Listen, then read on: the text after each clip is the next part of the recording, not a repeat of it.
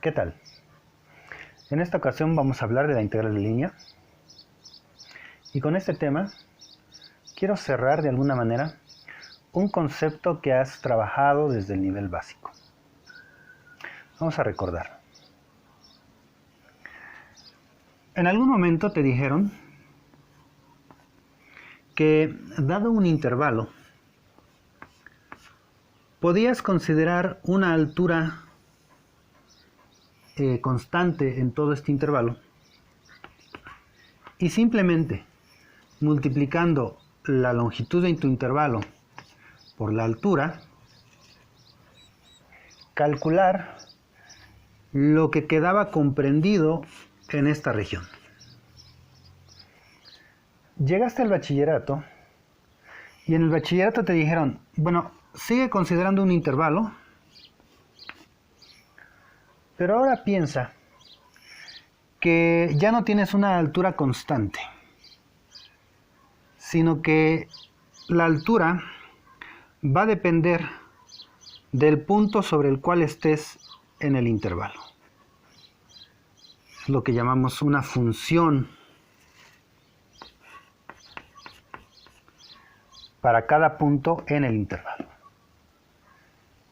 Y ahí supiste que para calcular lo que comprende esta función altura a lo largo de este intervalo, simplemente bastaba con la integral sobre dicho intervalo de la función. ¿Cómo llegamos o cómo llegaste en su momento a esta expresión? Usando que en cada pedacito de tu intervalo podías hablar de rectángulos, concepto que ya tenías claro. Y ahora, en la licenciatura, te hemos pedido que ya no pienses en el intervalo como un segmento recto, sino que le des la libertad a tu intervalo de estar sobre una curva. Y luego, en cada punto de la curva, considerar una altura dada por una función. Y entonces, lo que comprende la altura y el intervalo se puede calcular mediante la integral de trayectoria de la función.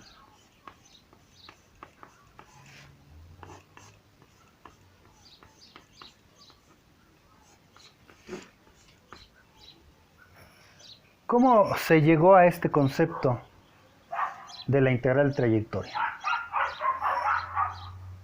Lo que ganamos acá después de esto fue que mi intervalo ya no era recto, sino que era una curva. Pero la idea fue, bueno, posiblemente todo esto es una curva, pero en un pedacito esa curva se puede ver como una recta, como un segmento recto. Y ahí en ese pedacito podías hablar de este concepto, de la integral que ya tenías. Finalmente, te voy a pedir que, de nuevo, considerando una curva, ahora pienses que en cada punto de la curva no va a estar necesariamente definido un número, o como hemos mencionado, una altura. Vamos a algo más general. Vamos a pensar que en cada punto de tu curva va a estar definido un vector. Entonces,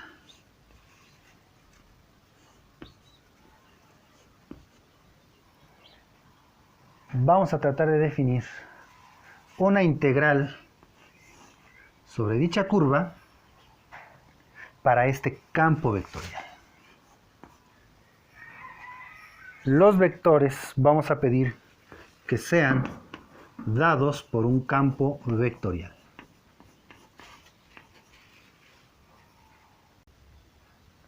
Lo primero que tenemos que hacer es considerar sí el campo vectorial, pero evaluado en cada uno de los puntos de la curva. Luego, lo que vamos a hacer con estos vectores es proyectarlos sobre el vector tangente a la curva.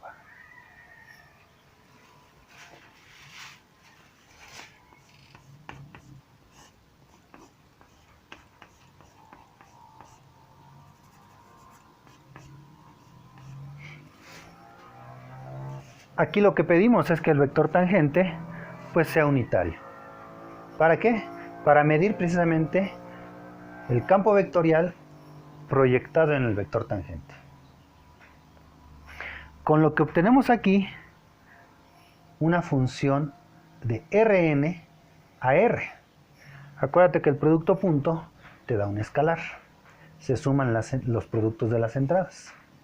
Entonces, si esto ya es una función de Rn a R, podemos retomar el concepto de la integral de trayectoria para decir que la integral sería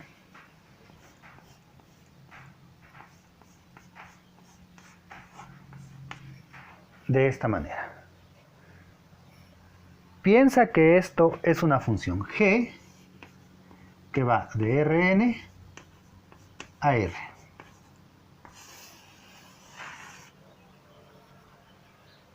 Retomando el concepto de integral de trayectoria, podemos decir que la integral de trayectoria sobre la curva para esta función g es precisamente esto.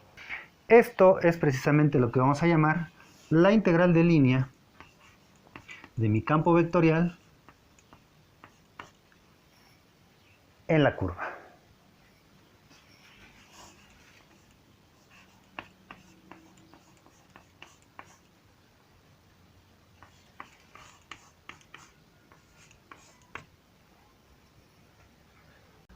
Revisemos este ejemplo. Dice lo siguiente: calcular el trabajo realizado por este campo de fuerza, que pues es un campo vectorial que va de R2 a R2, a lo largo de esta curva. La curva es un cuarto de círculo que va del punto 40 al punto 04. Estamos considerando una partícula que va del punto 4,0 al punto 0,4 mediante un segmento de círculo. Y en esa partícula, o sobre esa partícula, está actuando una fuerza dada por este campo. Aquí el dibujo no es muy preciso, solamente quiero representar los vectores que están dados por un campo de fuerza. Vamos a recordar que si tenemos una partícula que se mueve en línea recta una distancia dada, y sobre esta partícula, para que se mueva, estamos aplicando una fuerza constante, entonces el trabajo se puede calcular simplemente multiplicando fuerza por distancia. Luego, si la partícula se sigue moviendo en línea recta, pero la fuerza que se aplica a la partícula ya no es constante sino variable, entonces el trabajo se puede calcular mediante la integral sobre el intervalo de dicha función fuerza. Luego, vamos a pensar que la partícula no se mueve en una línea recta, sino en una curva. Además de que la fuerza tampoco es constante, sino es variable. Entonces, en este caso, el trabajo se puede calcular mediante la integral de trayectoria de esta función, la función trabajo.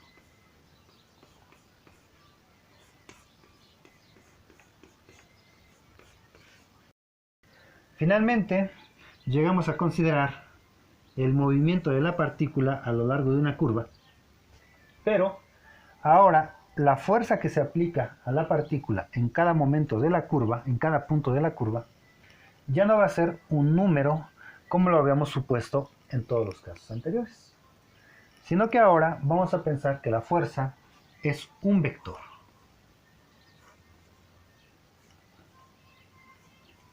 Por lo tanto, para calcular el trabajo a lo largo de esa curva por esos vectores de fuerza, va a ser la integral de línea del campo de fuerzas en dicha curva.